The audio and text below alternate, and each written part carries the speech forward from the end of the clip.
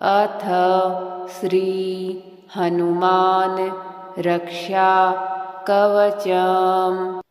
वामे करे वैरिभिदं वहन्तं शैलं परिशृङ्खलहारटङ्कं दधानमच्छं तु सुवर्णवर्णं भजे ज्वलत्कुण्डलमाञ्जनेयम् पद्मरागमणिकुण्डलद्विषा पाटलीकृतकपोलमस्तकं दिव्यहेमकदलीवनान्तरे भावयामि पवमाननन्दनम्। उद्यदादित्यसङ्काशम् उदारभुजविक्रमं कन्दर्पकोटिलावण्यं सर्वविद्याविशारदं श्रीरामहृदयानन्दं भक्तकल्पमहीरुहम् अभयं वरदं दोर्भ्यां कलये मारुतात्मजं वामहस्तमहाकृच्छ्र दशास्य करमर्दनम् उद्यद्वीक्षणकोदण्डं हनुमन्तं विचिन्तयेत्। हनुमान् अञ्जनीसूनुर्वायुपुत्रो महाबल रामेष्टः फाल्गुनसखः पिङ्गाक्षोमितविक्रम उदधिक्रमणश्चैव सीताशोकविनाशन लक्ष्मणप्राणदाता च दशग्रीवस्य दर्पः। एवं 12 नामानि कपीन्द्रस्य महात्मनः स्वापकाले प्रबोधे च यात्राकाले च यः पठेत् तस्य सर्वभयं नास्ति रणे च विजयी भवेत्। उल्लङ्घय सिन्धोः सलिलं यः शोकवह्निं जनकात्मजाया आदाय तेनैव ददाह लङ्कां नमामि तं प्राञ्जलिराञ्जनेयम्। स्फटिकाभं स्वर्णकान्तिं द्विभुजं च कृताञ्जलिं कुण्डलद्वयसंशोभि मुखाम्भोजं हरिं भजे। मनोजवं मारुततुल्यवेगं जितेन्द्रियं बुद्धिमतां वरिष्ठं वातात्मजं वानरयूथमुख्यं श्रीरामदूतं शिरसा नमामि।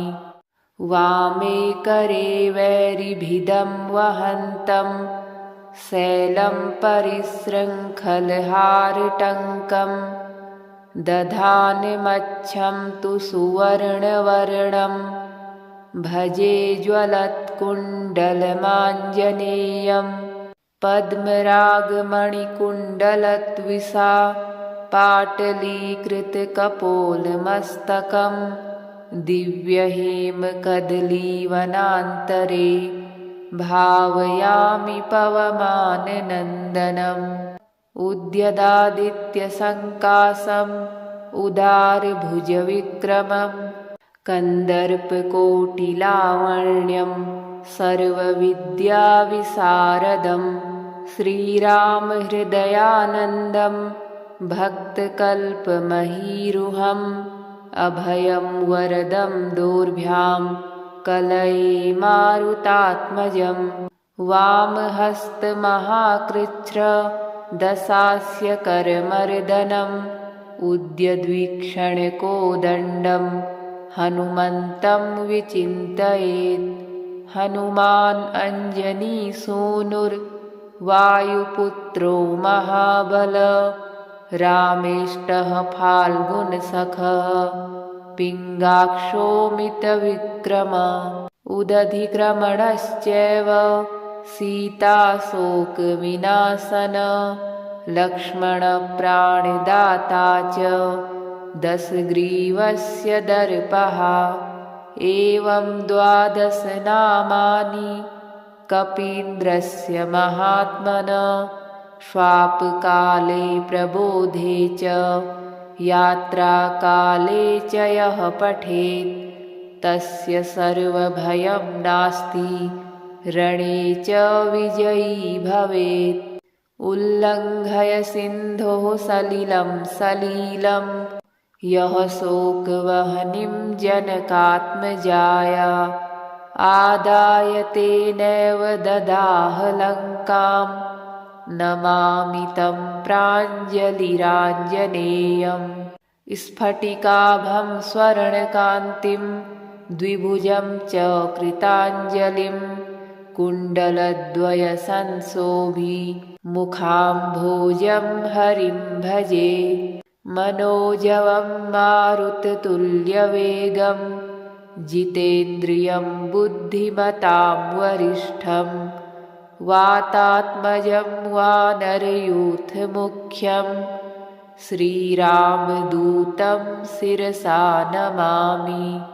वामे करे वैरिभिदं वहन्तं शैलं परिशृङ्खलहारटङ्कं दधानमच्छं तु सुवर्णवर्णं भजे ज्वलत्कुण्डलमाञ्जनेयं। पद्मरागमणिकुण्डलद्विषा पाटलीकृतकपोलमस्तकं दिव्यहेमकदलीवनान्तरे भावयामि पवमाननन्दनम्। उद्यदादित्यसङ्कासम् उदारभुजविक्रमं कन्दर्पकोटिलावण्यं सर्वविद्याविशारदं श्रीरामहृदयानन्दं भक्तकल्पमहीरुहम् अभयं वरदं दोर्भ्यां कलये मारुतात्मजं। वामहस्तमहाकृच्छ्र दशास्य करमर्दनम् उद्यद्वीक्षणकोदण्डं हनुमन्तं विचिन्तयेत्। हनुमान् अञ्जनीसूनुर्वायुपुत्रो महाबल रामेष्टः फाल्गुनसखः पिङ्गाक्षो मितविक्रम। उदधिक्रमणश्चैव सीताशोकविनाशन लक्ष्मणप्राणदाता च दशग्रीवस्य दर्पः। एवं 12 नामानि कपीन्द्रस्य महात्मनः स्वापकाले प्रबोधे च यात्राकाले च यः पठेत् तस्य सर्वभयं नास्ति रणे च विजयी भवेत्। उल्लङ्घय सिन्धोः सलिलं सलीलं यः शोकवह्निं जनकात्मजाया आदाय तेनैव ददाह लङ्कां नमामि तं प्राञ्जलिराञ्जनेयम्। स्फटिकाभं स्वर्णकान्तिं द्विभुजं च कृताञ्जलिं कुण्डलद्वयसंशोभि मुखाम्भोजं हरिं भजे। मनोजवं मारुततुल्यवेगं जितेन्द्रियं बुद्धिमतां वरिष्ठं वातात्मजं वानरयूथमुख्यं श्रीरामदूतं शिरसा नमामि। वामे करे वैरिभिदं वहन्तं शैलं परिशृङ्खलहारटङ्कं दधानमच्छं तु सुवर्णवर्णं भजे ज्वलत्कुण्डलमाञ्जनेयं। पद्मरागमणिकुण्डलद्विषा पाटलीकृतकपोलमस्तकं दिव्यहेमकदलीवनान्तरे भावयामि पवमाननन्दनम्।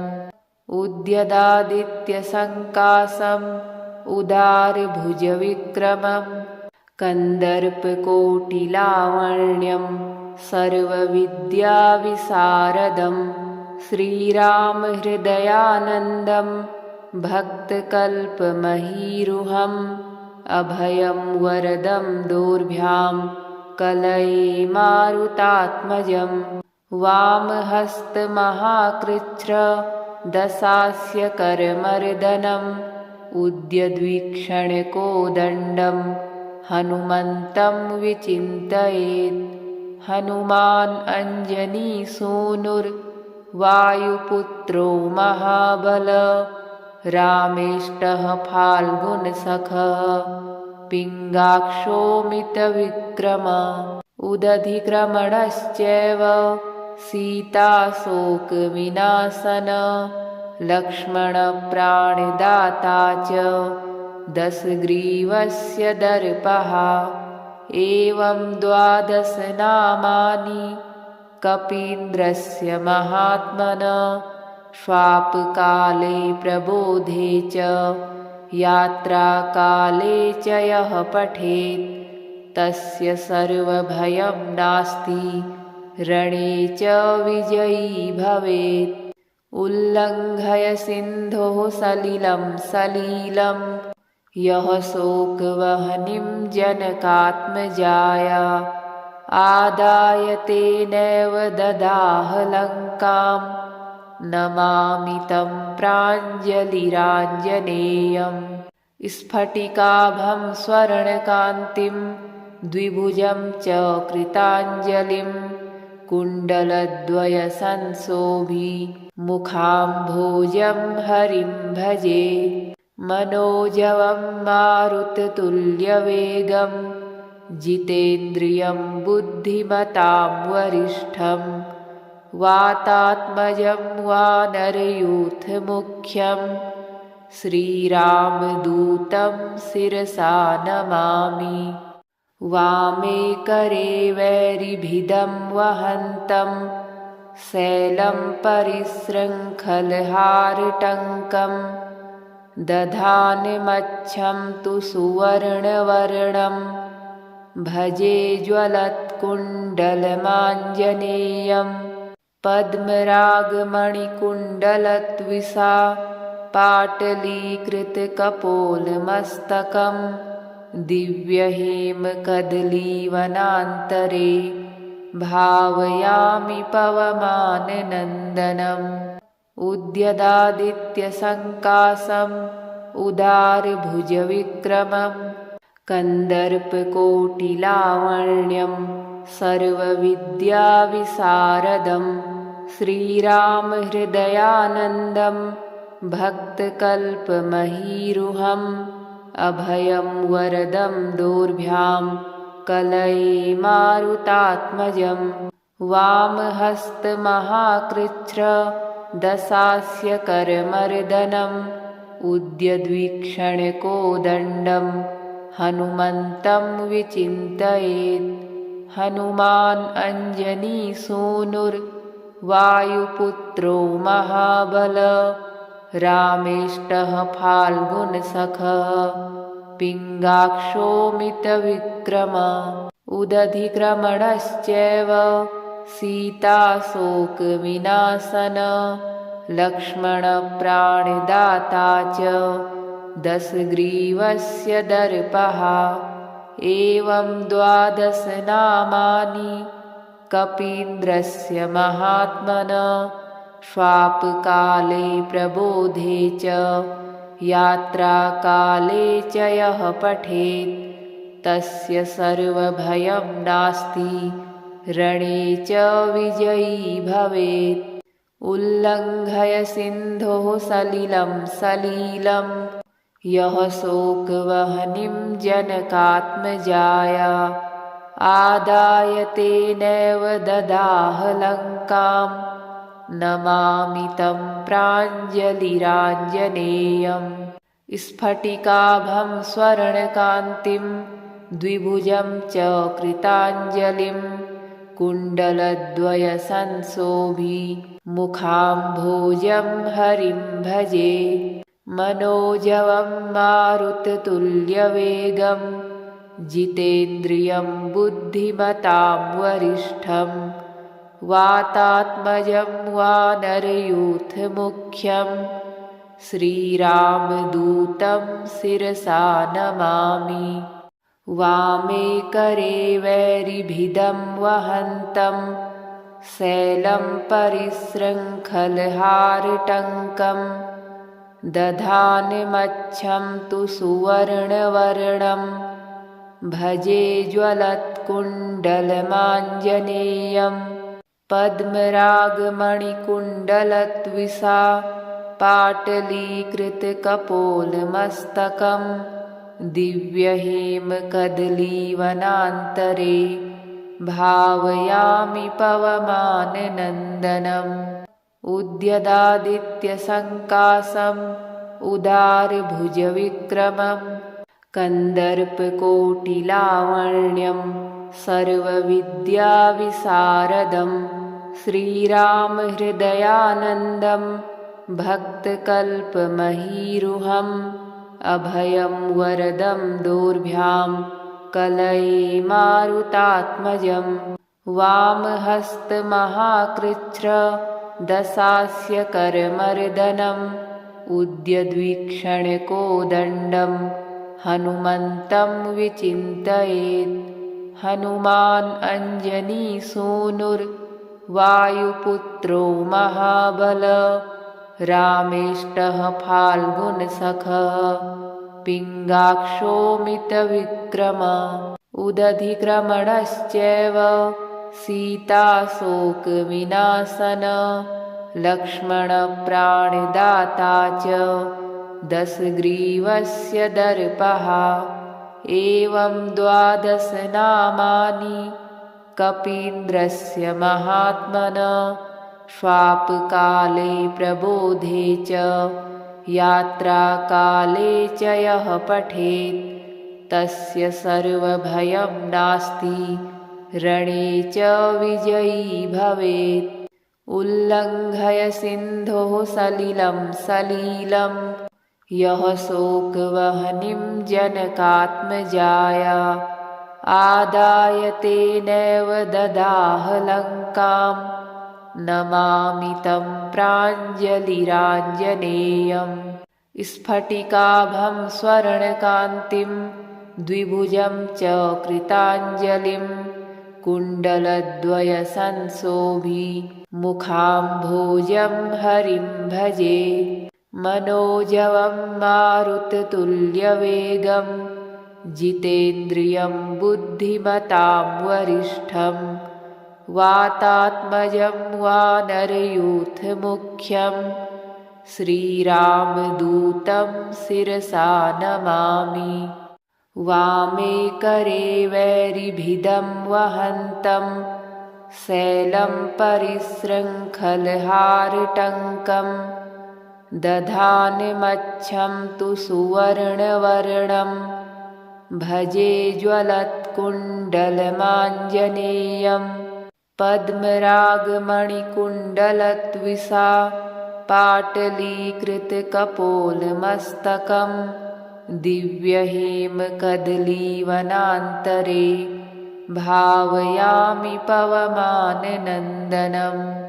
उद्यदादित्यसङ्कासम् उदारभुजविक्रमं कन्दर्पकोटिलावण्यं सर्वविद्याविशारदं श्रीरामहृदयानन्दं भक्तकल्पमहीरुहम् अभयं वरदं दोर्भ्यां कलये मारुतात्मजं।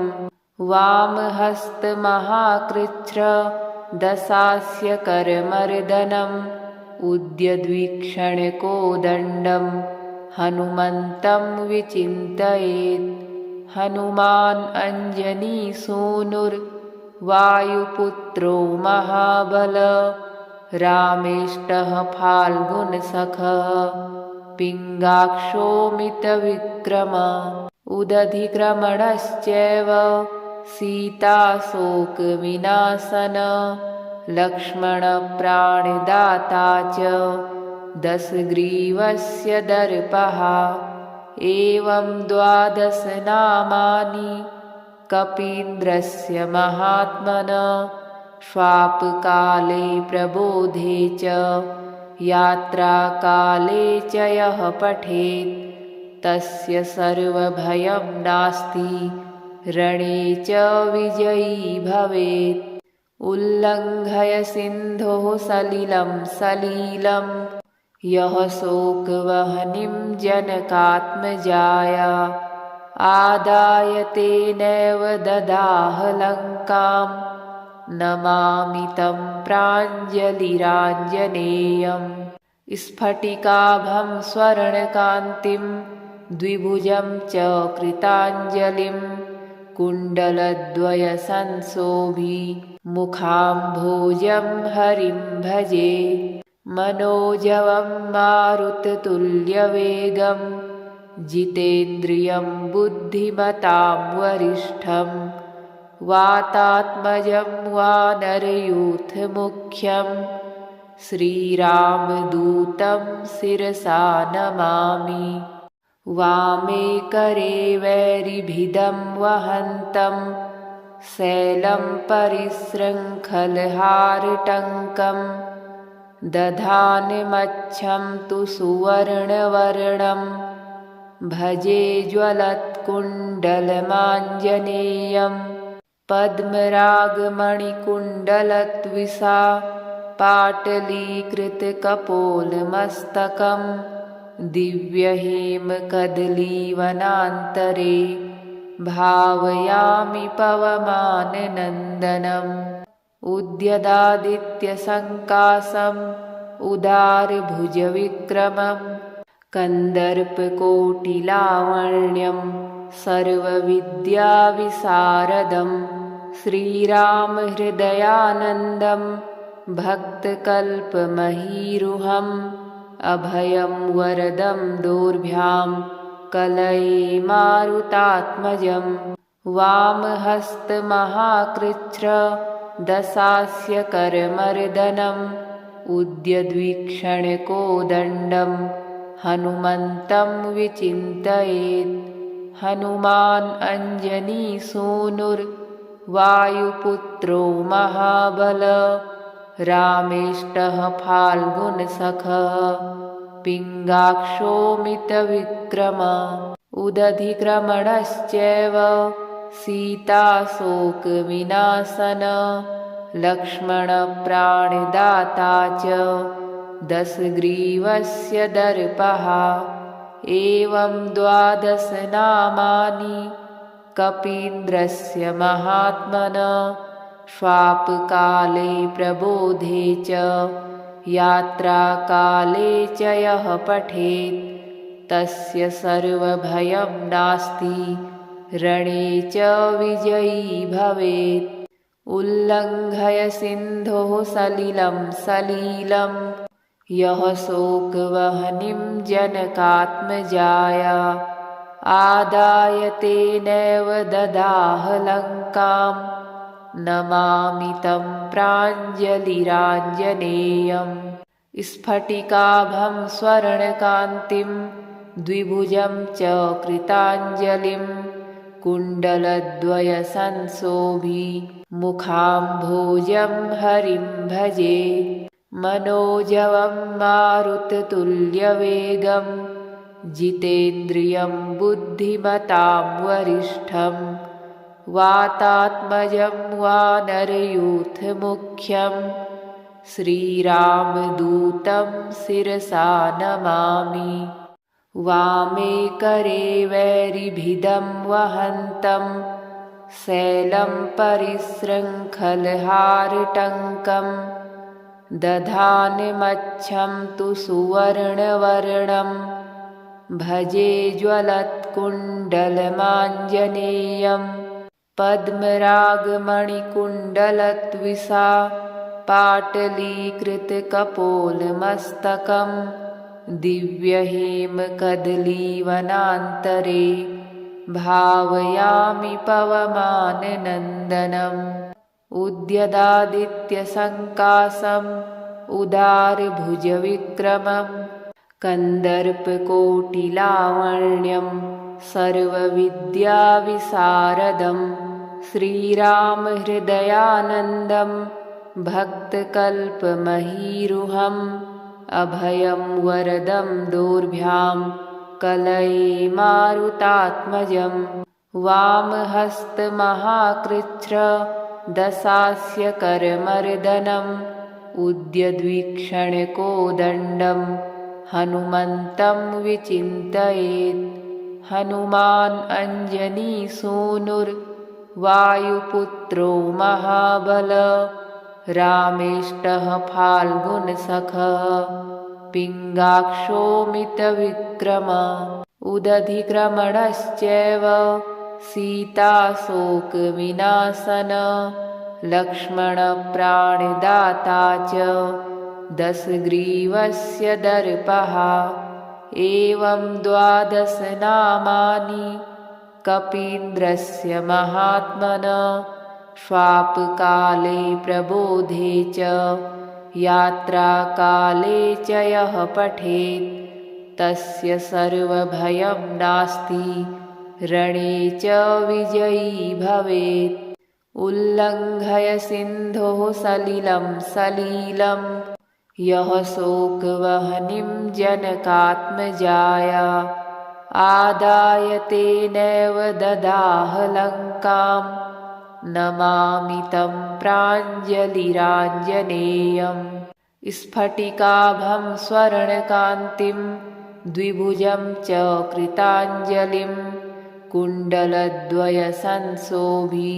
मुखाम्भोजं हरिं भजे मनोजवं मारुततुल्यवेगं जितेन्द्रियं बुद्धिमतां वरिष्ठं वातात्मजं वानरयूथमुख्यं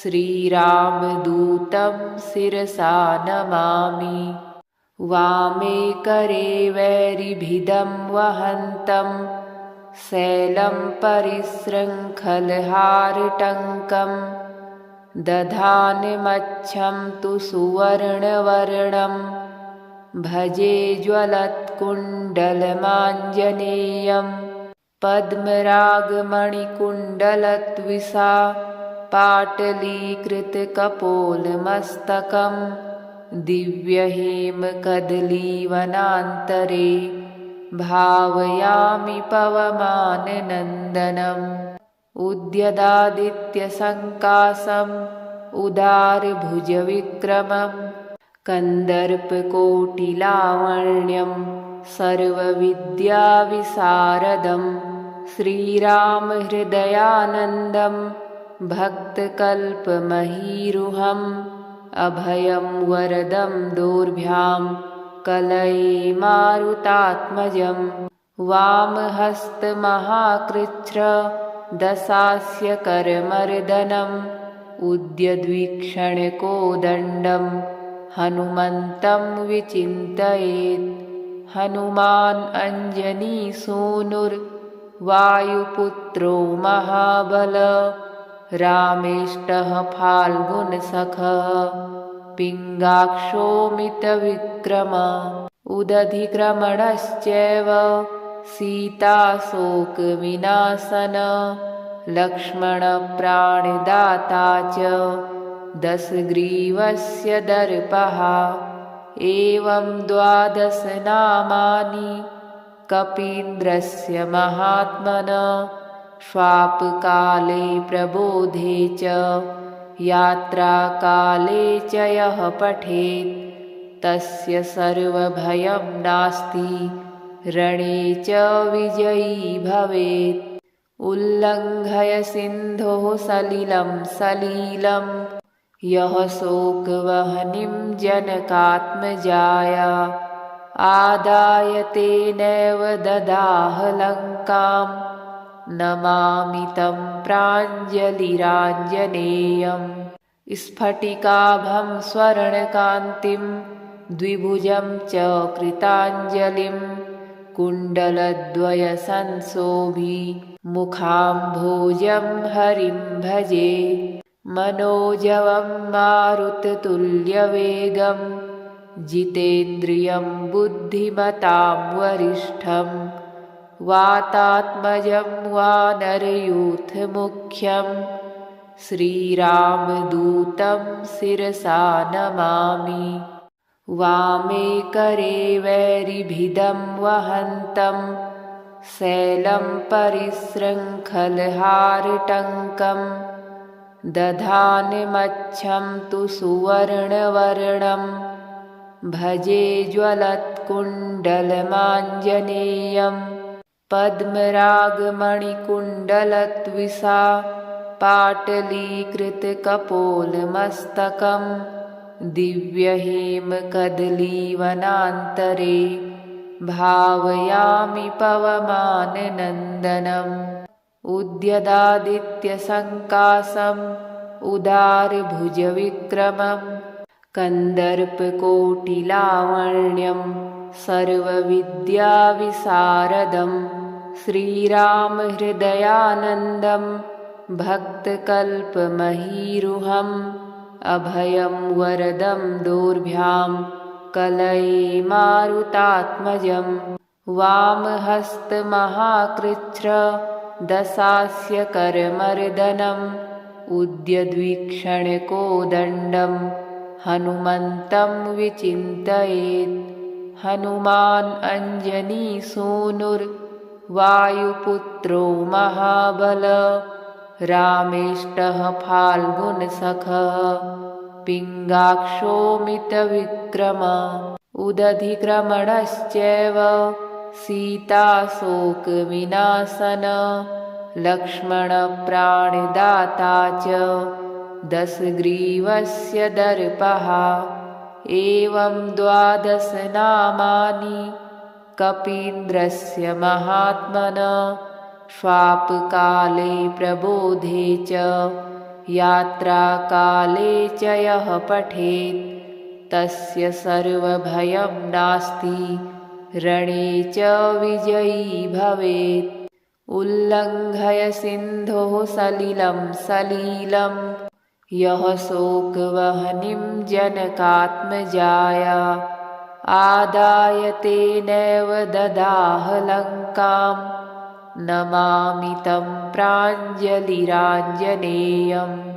स्फटिकाभं स्वर्णकान्तिं द्विभुजं च कृताञ्जलिं कुण्डलद्वयसंशोभि मुखाम्भोजं हरिं भजे। मनोजवं मारुततुल्यवेगं जितेन्द्रियं बुद्धिमतां वरिष्ठं वातात्मजं वानरयूथमुख्यं